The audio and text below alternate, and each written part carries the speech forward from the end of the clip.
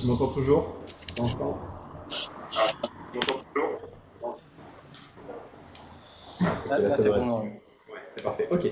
On reprend. Donc, tu me disais, en journalier, il y avait effectivement un retournement. On a cassé donc le dernier plus bas en journalier. Donc, rappelez-vous, quand vous avez ce type de situation, alors déjà, juste petit point là-dessus, n'oubliez pas que les événements qui sont les plus importants pour vous, même si vous faites de l'intraday, c'est toujours les débuts des nouveaux mouvements, en journalier bien évidemment. Donc c'est pour ça d'ailleurs qu'aussi le weekly est une unité de temps qui est très importante. Pourquoi? Parce que la fin d'une tendance weekly, en général, ça apporte de beaux mouvements également journaliers, etc., etc. Donc quand vous avez cette situation qui est quasiment de rêve, une sorte d'épaule tête-épaule un peu quasimodo, on casse les derniers plus bas, bref, on rentre dans une nouvelle tendance, on crée une belle petite phase 2. Vous savez que sous ces niveaux-là, vous avez une belle tendance baissière en journalier, et donc vous avez le choix, soit de prendre des trades sur des unités de temps comme le 4 heures, donc dans ce cas-là, il faut attendre la compression qui est en train de se mettre en place, ou alors attendre une correction si on remontait titiller quelques petits niveaux, ou alors, comme a priori tu as fait, on traite directement la première impulsion, c'est-à-dire cette tendance baissière en 4 heures. Donc du coup, on écoute ce que tu as fait dans cette tendance baissière.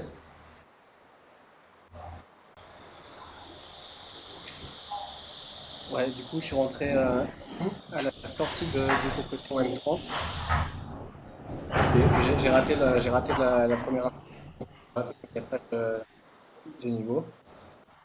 ok, Ensuite, j'ai posé un renfort un peu plus bas sur une deuxième sortie de compression. ok, Et celui-là, je l'ai mal géré. J'aurais dû le sortir plus tôt parce que c'était trop tard dans le mouvement. Je ne l'ai pas fait. Donc j'ai fait une perte sur ok. celui-là. Et le premier trade, j'ai sorti une première partie sur une incapacité à aller plus bas et une deuxième sur un retournement en M30. Sur la deuxième Alors, image que une j'ai première postée partie sur une... Ok. Alors, déjà, quand tu dis que tu as loupé la première partie, il ne me semble pas que c'était possible de prendre cette première partie, puisque la cassure, c'est la cassure des 29-20, 9-18. Donc la première opportunité M30 a été tout là-haut et c'était avant la cassure. Donc ça aurait été trop prématuré de rentrer ici. Donc non, t'as rien loupé. T'es rentré finalement sur on va dire la première opportunité qui nous était donnée. Par contre, étant donné que le mouvement H4 dure depuis quand même un petit moment, parce qu'il a commencé rentrée là, à 15h30. et toi tu rentres une première fois. Euh, De quoi la rentrée à 40 30?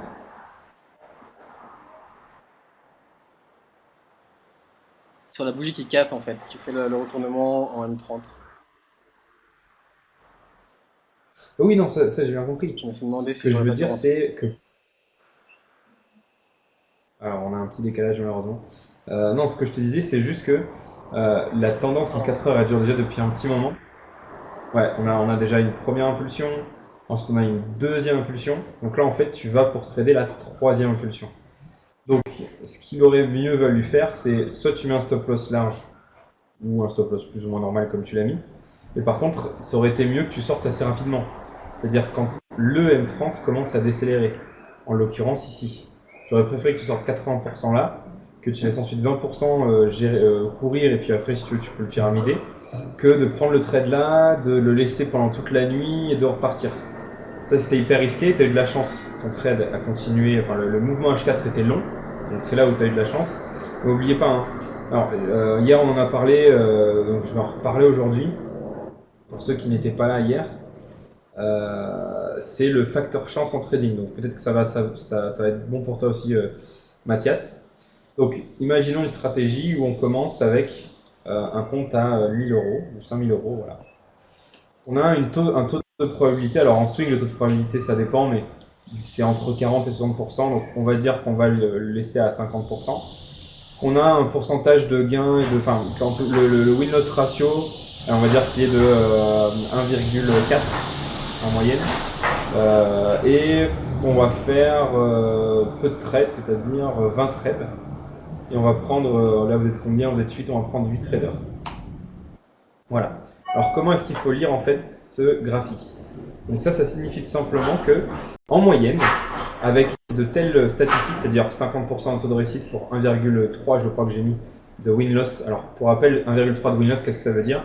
ça veut dire que vous gagnez 1,3 fois ce que vous risquez. Vous risquez 100 euros, vous en gagnez 130. Donc en moyenne, au bout de 20 trades, vous devriez, si vous faites ça 10 000 fois, vous devriez être ici. D'accord? C'est-à-dire avec un gain d'à peu près 150 euros.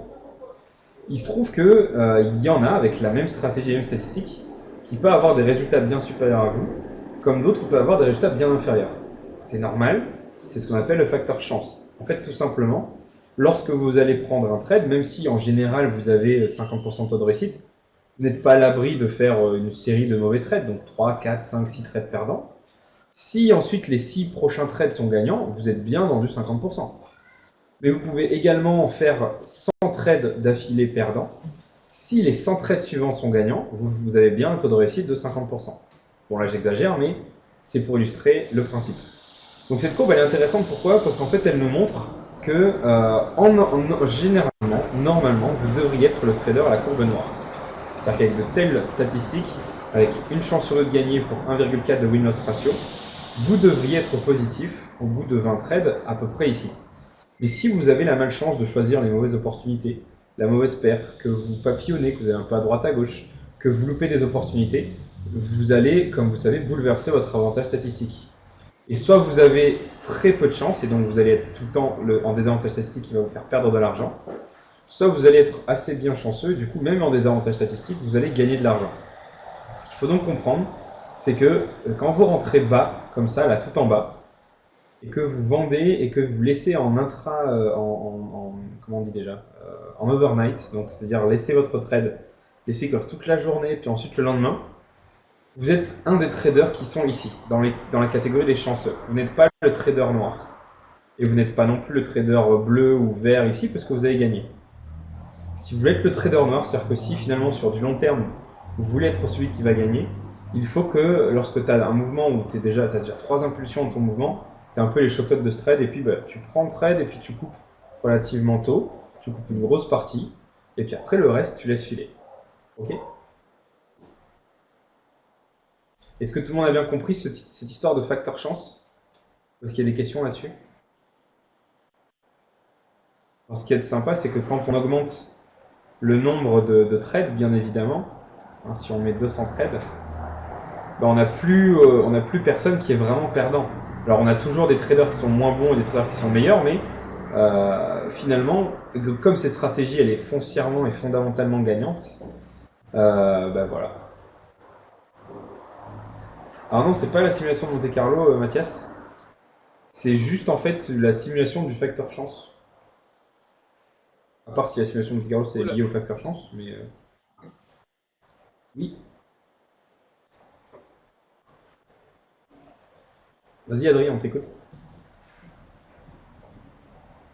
Le ratio il est ridicule en fait quand on sort aussitôt.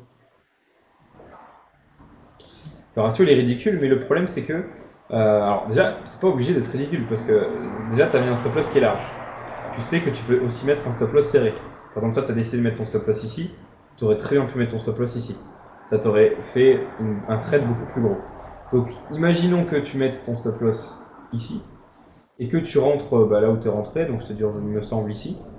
Donc tu as un tout petit stop. Ok, tu as un stop de 20 pips. Si tu sors ici, tu fais 29 pips de gain, pardon, ce qui fait donc à peu près un ratio de 1,5. Enfin, ce qui fait un ratio de 1,5. Donc 1,5, c'est pas un ratio ridicule. Surtout qu'oublie pas, c'est pas le reward ratio qui importe, c'est le payoff ratio. Parce que le reward ratio, en fait, ok, tu as un ratio de 1,5. Ça veut dire que tu as gagné 1,5 fois ce que tu as risqué. Mais comme en général, quand tu perds jamais ton stop loss, tu vas sortir avant. En général, c'est pas ta perte moyenne, ça va pas être 100 euros.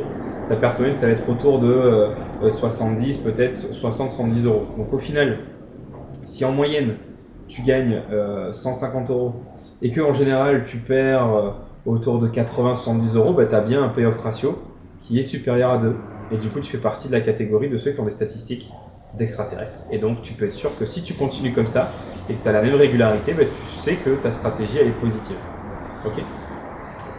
Après, c'est juste une mesure de précaution. C'est quand tu trades une fin de mouvement, en tout cas quand ça fait déjà 3 infos, parce que le mouvement, encore une fois, il a démarré là-haut, tu as déjà tous le premier mouvement, ce deuxième mouvement, 3 mouvements. Alors après, tu vois, c'est là le prix, ce qui s'est passé ensuite fait mention à la statistique, parce qu'effectivement, après, il y a encore un gros mouvement et encore un gros mouvement. Ok. Mais en général, c'est difficile quand tu as plus de 3 impulsions dans un mouvement de faire un gros trade. Les trades les plus gros sont pris en général au début. Et là, malheureusement, sur l'USD CAD, la détection de la tendance, ça se faisait vraiment qu'à partir d'ici, à partir de la cassure de ce niveau-là. Ok. Donc voilà, ça c'est la première chose. Et la deuxième chose, même topo, quand tu as repris un trade ici en bas, évite l'overnight. Prends ton trade, coupe-le à la fin de la journée, ou à la fin de la matinée par exemple, si tu as pris ton trade le matin. Bon là c'est à 11h30, donc 11h30, rappelez-vous, en termes d'activité de l'être humain, l'intraday, c'est lié aux activités des banques et des marchés. Donc là, regarde, tu as un mouvement qui commence à 8h30, 9h. Il finit comme par hasard à la pause, à midi. 11h, 11h30, midi. Là, tu as un mouvement qui commence à 11h30, midi 30. Comme par hasard, tu vas qu'à finir à 16h. Voilà. Il finit à 15h30, 16h, 16h30. Ici, tu avais un mouvement qui commence à 20h. Bon, là, c'est au milieu de la nuit pour nous. Donc, il devrait finir à peu près vers minuit pour que ça colle à peu près à l'ouverture des marchés asiatiques. Le mouvement, effectivement, commence à mourir à 1h30 du matin. De temps en temps, par contre, tu as des mouvements de malade, comme celui-ci. Par exemple, celui-ci, le mouvement, en fait, il commence, alors il y a 2 petits mouvements, mais le vrai mouvement, il commence ici à 14h, et puis il va finir à 22h. Donc lui, il dure quand même toute la durée de la session américaine. Mais en général, en M30, un mouvement qui commence le matin, il a de fortes probabilités de se terminer entre midi et 2. Un mouvement qui commence entre midi et 2, il a de fortes probabilités de se terminer à la clôture européenne, c'est-à-dire aux alentours de 17h. Un mouvement qui commence aux alentours de 13-14h, il y a de très fortes probabilités de finir vers 20h en général. Donc en fait, c'est toujours à peu près une moitié de session. Et puis, si tu prends du M30, tu es là pour faire surtout de l'intraday. Donc prends ton trade, clôture une partie, sois-en content et laisse le reste courir. Ok ?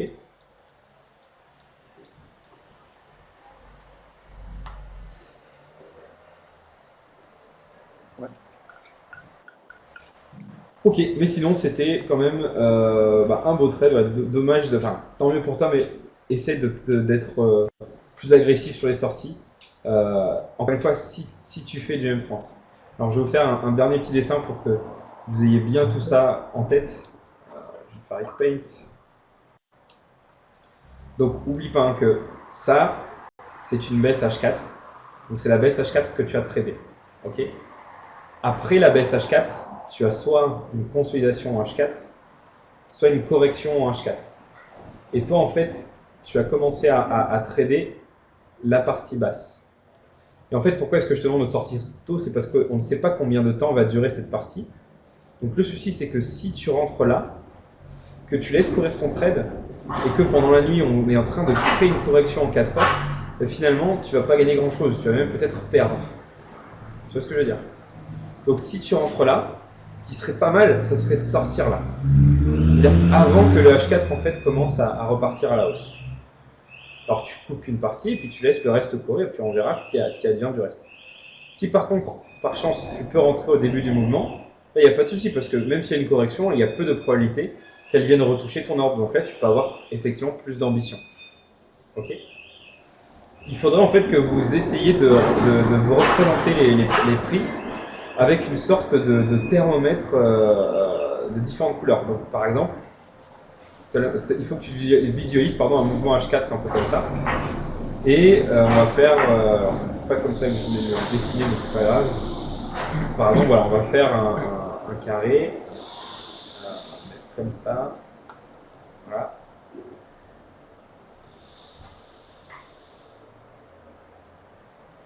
Voilà. Et voilà. Ok. Ensuite, je vais faire un petit truc là. Un petit truc là. Ici. Et ici, vous allez voir où je vais en venir dans pas longtemps. Un là, et un là. Ça. Et ça. Et puis, on va dire ça. Et ça. Alors maintenant, je vais colorier en rouge les zones basses pour les baisses et les zones supérieures que je vais mettre en orange parce que sinon on va s'en mêler les pinceaux. Voilà. Donc là, ce que je suis en train de faire, c'est comme ça que moi, dans mon cerveau, je vois le marché. Donc essayez de le voir pareil. Donc ensuite jaune. Hop. Ensuite jaune ici. Ah merde. J'ai pas fait un trait correct. Voilà, jaune et jaune, ok. Alors attendez, il faut que je trace correctement. Voilà. Non, ça devrait être bon. Donc on avait dit jaune.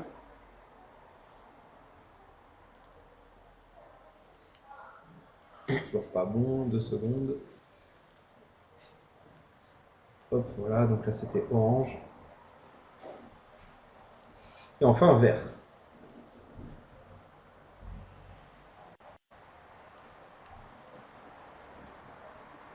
Hop. Ah putain. Sans faire exprès, ça fait des drapeaux de pays qui pourraient s'affronter avec l'euro. Et vert, on a dit. Et on va trouver un jaune un peu plus dégueulasse pour ça. Voilà, un jaune normal. Voilà, alors, où est-ce que je vais en venir avec mes petits drapeaux? En fait, c'est simple. Il faut que vous donc vous découpiez. Donc, imaginons que vous avez un mouvement en journalier.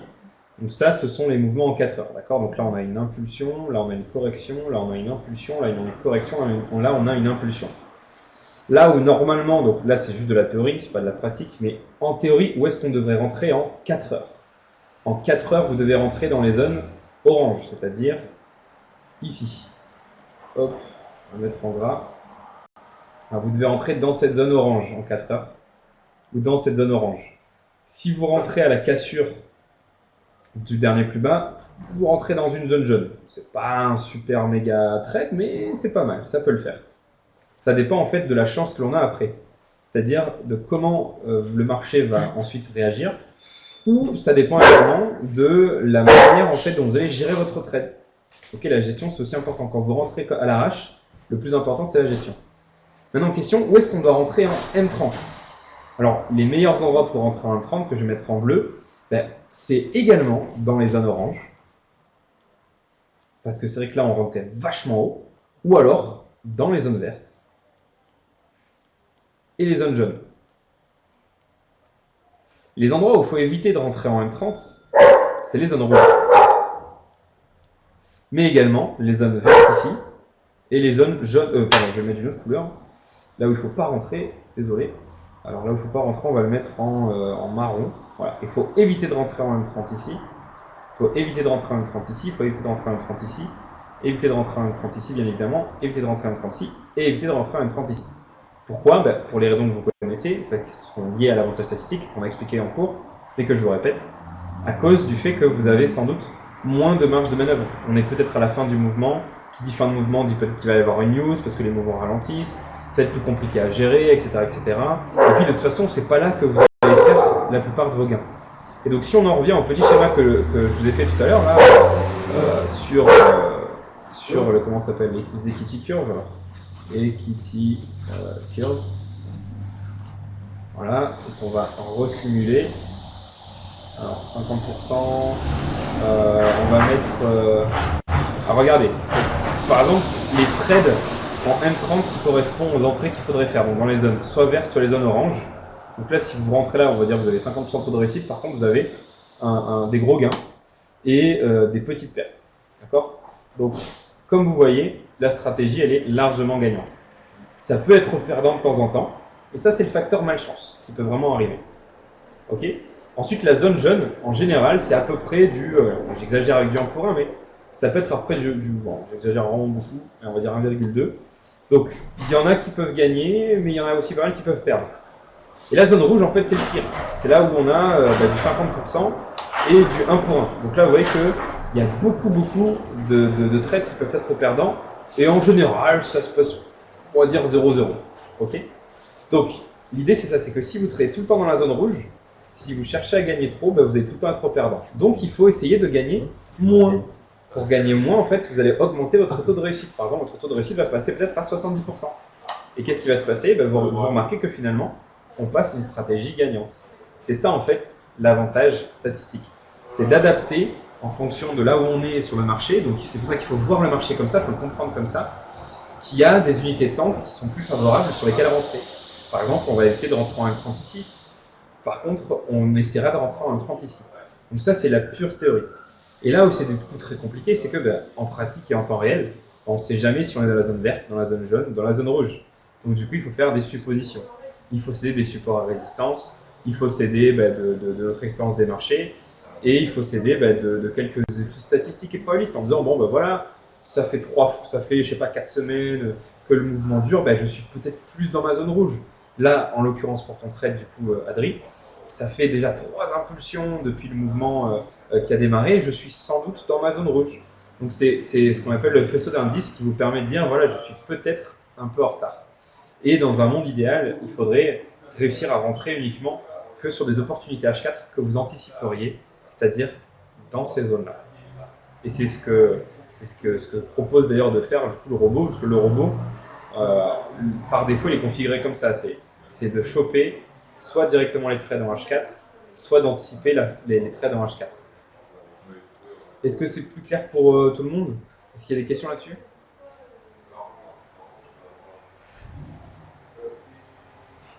Juste je parle à Valentin qui est à côté de moi. C'était ça en fait que je voulais que tu puisses. Ok, parfait. Ok. Je m'ai un peu tracé par contre. Ça marche. Alors Adri, désolé de t'avoir pris le micro. Du coup, même si c'est un mot trade, au niveau des entrées, au niveau du biais, au niveau du choix de la paire, c'était génial. Tiens, d'ailleurs, qu'est-ce qui t'a fait choisir la paire? Est-ce que c'est parce qu'on venait de rentrer en tendance ou c'était juste comme ça le hasard?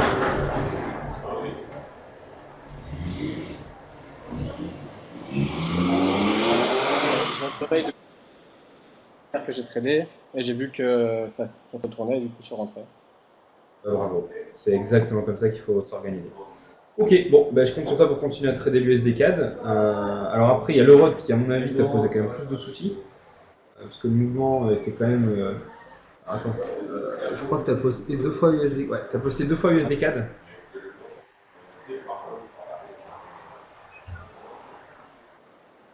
Ah merde. Merde. Attends, je le reposte tout de suite. Ça roule. Bon, pourquoi est-ce que je disais qu'il était plus difficile? C'est parce que en journalier, on avait la petite sortie là, puis on est revenu dedans, on a fait la merde, après on est ressorti, mais le mouvement était tellement violent et après il n'y avait plus grand chose à faire. Bref, le road, vraiment compliqué cette semaine.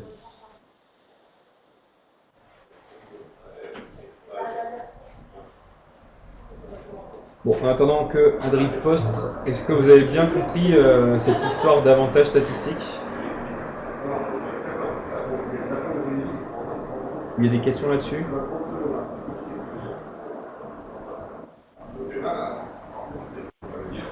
Essayez chez vous enfin vous êtes déjà chez vous, mais essayez de vous le refaire ce soir, de vous repasser le film, en vous disant tiens, essayez de trouver, par exemple, vous pourrez faire ça comme exercice, si vous vouliez rentrer en M5 ou en M15, allez, on va prendre le M15, si vous vouliez trader le M15, j'aimerais que vous me trouviez que vous réfléchissiez aux meilleurs endroits sur lesquels vous pourriez rentrer.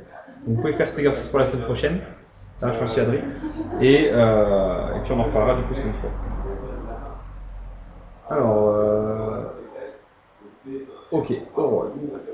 Alors, on t'écoute pour l'Eurod.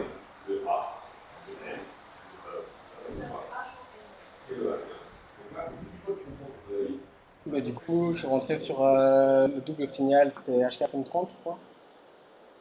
Force de compression à la baisse.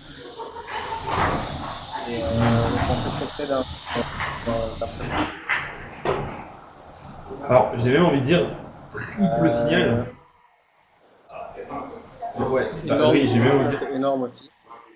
Ah, c'est énorme. Attends, juste, j'ai envie de dire triple signal. On casse le niveau journalier. On casse le niveau 4 heures. On casse le niveau M30. Bref.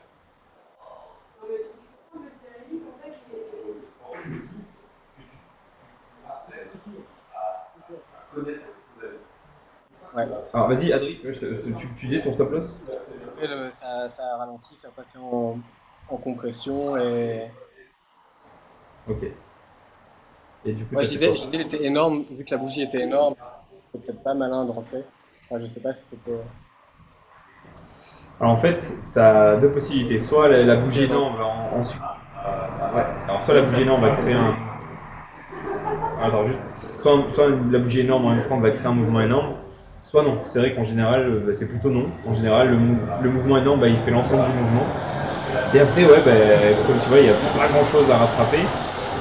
Donc, pour se protéger, ce que tu peux faire, c'est peut-être un stop loss plus petit parce que, regarde, quand tu rentres là, tu as cassé quand même 1 milliard de supports. Tu as cassé celui-là, tu as cassé celui-là, tu as cassé celui-là, tu as cassé le journalier, tu as cassé peut-être même l'hebdomadaire, j'exagère, mais tu as cassé tellement de niveaux que si on remonte, où sont les pullbacks les plus probables? Le plus probable, ce serait 1,5350 et le moins probable, ça serait 1,5380.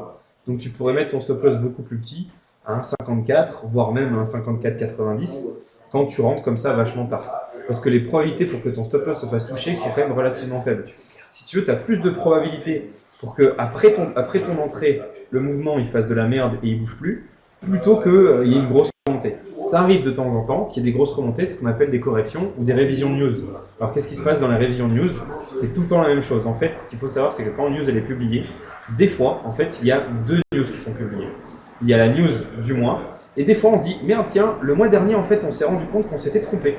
Donc voici en fait la vraie news du mois dernier, ce qui fait que ça relativise la news de ce mois-ci. Donc les personnes d'abord elles vont trader la news, et ensuite quand il y a la révision du mois dernier, eh ben, elles font le mouvement inverse. Donc c'est assez rare, mais ça peut arriver. Mais en général, si vous regardez, et si vous prenez le temps, si vous avez un peu de temps d'ailleurs le week-end, et si vous prenez le temps de regarder toutes ces énormes bougies qui sont liées au NFP, qui sont liées comme ici à la BCE, qui sont liées à, je sais pas moi, un discours de banque centrale ou une grosse news, vous remarquerez, qu'en général, le mouvement se poursuit, mais tout petit, un tout petit peu, donc il n'y a pas grand-chose à gagner. Par contre, c'est extrêmement rare que le mouvement reparte directement à la hausse. Ok? Vous remarquerez aussi d'autres petites choses dont on pourra reparler. C'est avec les NFP. En général, quand le mouvement démarre une bonne demi-heure ou une heure ou quelques heures avant la NFP, s'il y a un tout petit mouvement, en général, le mouvement ensuite va être complètement inverse. C'est-à-dire quand la NFP va arriver, le mouvement va être complètement inversé.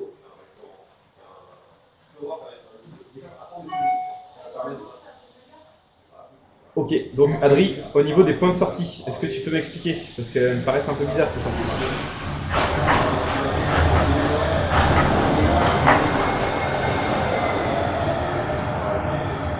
C'est pas arrache.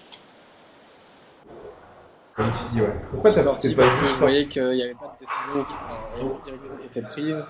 Et du coup, je suis sorti en bas du range pour faire un. Ok. Alors, question, pour que je comprenne bien comment tu réfléchis. Oui, plutôt. Alors, voilà, déjà, première question, pourquoi tu n'es pas sorti plus tôt une partie de ton trade? Et à partir du moment où tu vois que ça ne bouge plus, pourquoi est-ce qu'à la limite, tu ne prends pas un trade pour ton bénéfice et tu laisses le reste courir? Comme ça, si jamais ça cassait le range 4 heures à la baisse, ça te faisait un beau petit gain. Pourquoi couper les deux parties du trade?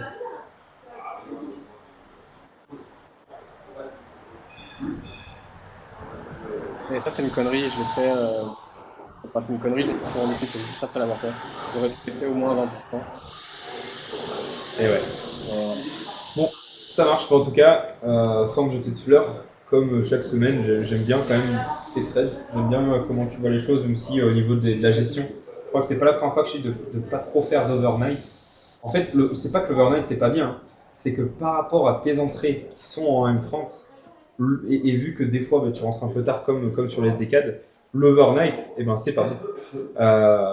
Donc, si tu veux faire de l'overnight, oublie pas, s'il te plaît, de prendre un bénéfice à la fin de la journée et de laisser le reste courir. Ok? Ouais.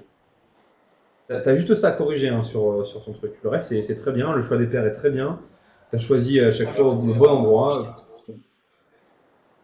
Non, au contraire, c'est bien ce que tu fais, mais tu peux faire les deux. Pourquoi pas faire et du H4 et du M30?